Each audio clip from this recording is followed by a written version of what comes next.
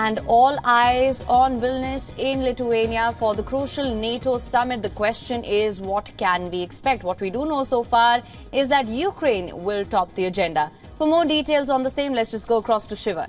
Thanks, Him. A lot is expected to happen at this NATO summit. I'm bringing you all the details. Let's go over the big updates coming in regarding what's on the table on this two-day summit. Now we move on to analyzing the NATO summit, which is happening in Vilnius, and it will start in the next few hours in the Lithuanian capital. Now, the two-day summit is expected to focus on three main agendas. We're going to take you one by one into all of them. The first, Turkish President Erdogan on Monday has agreed to forward Sweden's bid to join the NATO military alliance to Turkey's parliament, ending months of drama over the accusation that Sweden is not doing enough against people Turkey sees as terrorists. Now, the second, Ukraine seeking a NATO membership. There are divisions within the bloc already about this, and the two-day summit in Vilnius is expected to clear the air and bring consensus on the topic. President Zelensky, who has been invited to attend the summit, has been pressing NATO to give his country a clear pathway to membership. And then we talk about the third agenda, US providing cluster bombs to Ukraine, which has become a major cause of concern with most Western partners. Now, this is also expected to be discussed in detail. So let's get right into it. After its NATO membership bid was accepted, Swedish Prime Minister Ulf Kristersson said the nation has taken a very big step towards NATO membership after striking a deal with Turkish President Erdogan. He said it is a very good day for Sweden. Prime Minister Ulf Kristersson and President Erdogan agreed to further steps on fighting terrorism, including establishing a new security compact. Now, this is going to happen between these two nations, and it is part of Sweden's NATO bid now. Erdogan agreed to send Sweden's application for ratification to the Turkish parliament. The two leaders also agreed to step up economic cooperation. I have just had a constructive meeting with President Erdogan and Prime Minister Kristersson. I am glad to announce that as a result, President Erdogan has agreed to forward the accession protocol for Sweden to the Grand National Assembly as soon as possible, and work closely with the Assembly to ensure ratification. All right, now we move to the next agenda, the Ukraine agenda on the table, which is for its NATO membership. President Zelensky is scheduled to attend the NATO summit taking place in Lithuania. The leaders will try to overcome divisions on Ukraine's membership. Zelensky has said that Ukraine deserved to be in the alliance and that Kiev needed a very clear signal regarding what its future is with NATO and its membership prospects. Now, he has been pressing NATO to give his country a clear pathway to membership in the summit, and he wants a direct yes or no, and that is essentially what he has been pushing for a while now. And it wants to, of course, join the NATO bloc. The Russia-Ukraine war, which has been going on for over 500 days, is also going to be a top priority in the summit. As per reports, US President Joe Biden will meet with Zelensky one-on-one at the summit. Russia and Ukraine war essentially is what has caused most of the other 2 points as well that we spoke about. Now, meanwhile, Zelensky said that Ukraine will hold a number of bilateral talks on the summit's sidelines on more weapon deliveries to Kiev, including with the US, European countries, Canada and Japan. Now, since the war began, Washington has sent $40 billion in supplies and aid to Kiev. The security reality here on NATO's eastern flank depends on Ukraine. When we applied to join NATO, we were frank.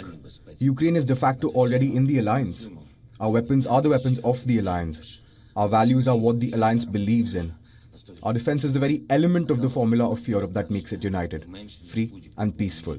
Vilnius must confirm all of this. Meanwhile, the Kremlin responded to this and said Ukrainian membership of the NATO military alliance will have very negative consequences for Europe's security architecture. It is a direct threat and it will invoke harsh response. Now, that is coming in directly from Moscow.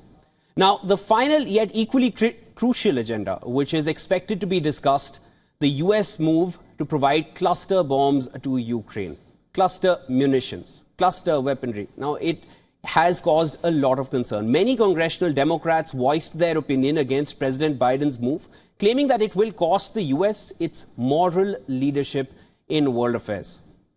Many of Washington's allies have also opposed the move. The US is signatory to the Geneva Convention, which opposes the use of cluster bombs. Now, there is a lot of concern regarding the use of cluster bombs because of the kind of damage it causes. The Geneva Convention, of course, stands against it. The US and many allies are among 111 parties to the Convention on Cluster Munitions, which prohibits all use, all stockpiling, any kind of production and all kinds of transfer of cluster munitions.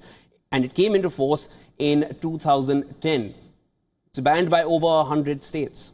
China has also issued a warning over US transfer of cluster bombs to Ukraine amid Russia's war. Chinese Foreign Ministry flagged the threat of a humanitarian crisis and termed the US move as irresponsible transfer. It's a direct jibe on the US. The decision has also alarmed the United Nations, which opposed the move. UN Chief's spokesperson said that an international convention banning the use of cluster bombs has been in place for 15 years. Secretary General supports the Convention on Cluster Munitions, which, as you know, was adopted 15 years ago. And he wants countries to abide by the terms of that convention. And so, as a result, of course, he does not want there to be continued use of cluster munitions on the battlefield. All right, for more on this, we earlier spoke to our correspondent Susan Tehrani, who explains why President Biden's trip has been termed as being so consequential. Well, the news of Sweden joining NATO on the eve of the alliance's summit has breathed new air, not only to President Biden's visit to Europe, but also the goal of NATO expansion.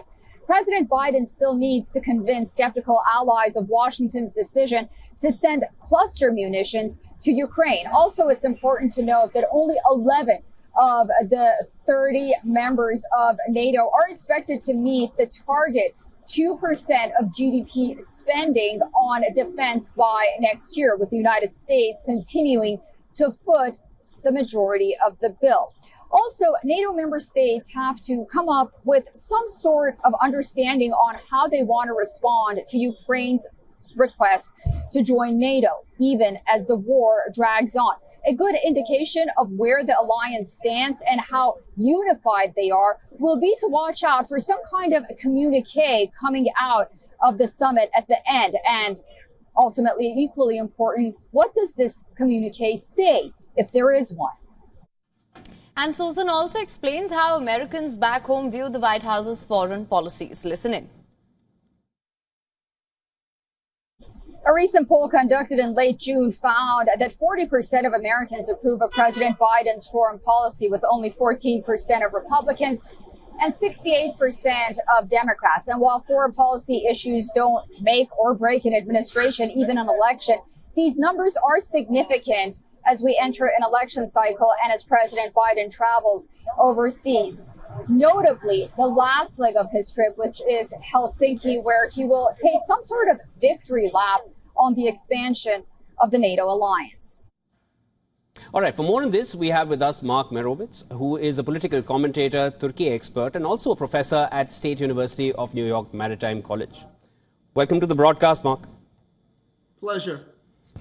Mark, Russia has warned NATO against accepting Ukraine's bid. And they said it, they didn't mince their words, saying that it will have negative consequences for Europe's security architecture. Now, Biden already made it clear that Ukraine will not be part of NATO anytime soon. It's not ready for NATO. So then how do you see this threat? Is it targeted towards the upcoming NATO-Ukraine Council as well? Well, I don't know if it's a threat. I mean, it's an approach, a way to leverage against Russia. Ukraine is not in NATO yet, and the consequences of putting Ukraine in NATO, they would then be eligible for Article 5, which would mean, in effect, that the NATO countries would have to come to its defense, which I think Biden commented on it. That means we're at war with Russia. Also, I think there is an obstacle to this, which is the country is now not only at war, but it's partitioned, with Russian controlled areas and Ukrainian controlled areas. So this is not such a simple thing to achieve. And remember, NATO accession requires unanimous approval. Now, we saw that with Sweden and Finland in connection with Turkey. So I'm not so sure that all the NATO allies would agree to bring Ukraine in. If they did, we have a whole different situation in the world and potentially a war between NATO and NATO allies and Russia. And I'm not so sure that they want to take that step. But it's similar to the approach with bringing Sweden and Finland into NATO. That is not an aggressive step, but it is a step of pushback against Russia. It's highly significant. So this, I don't think, necessarily needs to be realized in order to put pressure on Russia. I mean, the idea that they would potentially do this, actually, Turkey has agreed with Ukraine's accession. This was one of the things that President Erdogan spoke about. So just speaking about it doesn't make it so. Right, sir. In fact, talking about Turkey, it's given the nod, as you mentioned as well, for Sweden's accession to NATO. But it seemed Turkey was perhaps looking to barter an EU membership for itself in the process. Do you see Turkey joining EU, and what would you say is next for Turkey? Look, I mean, what you have here is a series of moves, or I call them chess moves, or moving parts to try to achieve Turkey's national interest. I mean, look, number one, Turkey wanted to get the F-16s from the United States. I think it would seem that that will take place, although, you know, I mean, who knows, but it seems that that's part of it, although nobody says that it's a quid pro quo. Secondly, with EU, President Erdogan brought this up, and really, I mean, I don't know that anybody saw that coming. I mean, that was, to me, quite a shocking and very stunning development, that what Turkey was saying was, now I want to start the accession process for Turkey in the EU, which has been stalled all these years. Now, does that mean that Turkey is going to enter the EU? Well, look, it's been 50 plus years, I think, approximately, where Turkey's been trying to get into the EU, and it hasn't been able to do it, and obstacles of all kinds have been put in the way of that. But there are a number of things that Turkey wants to achieve. Among them are visa liberalization and a number of things that they could achieve even without EU accession. So the idea of putting that on the table, I think, was a fairly masterful step on the part of President Erdogan, trying to bring all those points together. Now, at the end of the day, if you look at the way this is developing in terms of Turkey approving Sweden's accession to the NATO allies, you know, to me, that is an incredible development in connection with all the other things we're talking about, right, because of Russia. I think Russia is going to be and Putin quite unnerved by these many developments. Ukraine being considered for accession, Sweden entering NATO. These are big developments, and they might not. I mean, they might not all happen, but they're going to be important. Right. Yes, Mark, also wanted to take it a little further from there. Now, another thing that would probably be unnerving Russia, or could possibly fuel Russian aggression even further, is the use of cluster bombs, which will be in Ukrainian hands very soon. How do you see, or what do you make of this, that US has gone against so many nations, the Geneva Convention, and gone ahead and taken this decision of handing over these cluster bombs, which we all know can cause a lot of damage, and there is no stopping Ukraine from using this on Russian soil. So how do you see this development? Well, we had a famous baseball player called Yogi Berra, and he said, the game isn't over until it's over, sort of a cliche. So I am not so sure, looking, for example, at the response to this, not only in the media, but internationally, I'm not so sure that will actually happen. But I would add one other thing that's very important, is in connection with that, you spoke about the impact of foreign policy, and that's also a factor. Biden is running for re-election. And I think right now he is he's got a lot of good accomplishments. He's going to this NATO summit.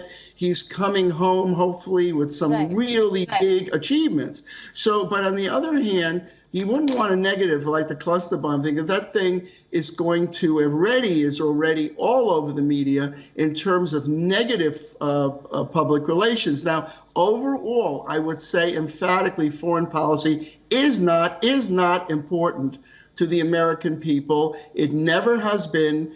The only part of it that might be a little impactful is the idea of the Ukraine war. Most Americans are not aware. What they are aware of are jobs and the economy. So he doesn't want to have a negative. I think he wants to come home with a whole basket of positives. So this cluster bomb thing is, I think, again, a posture against Russia.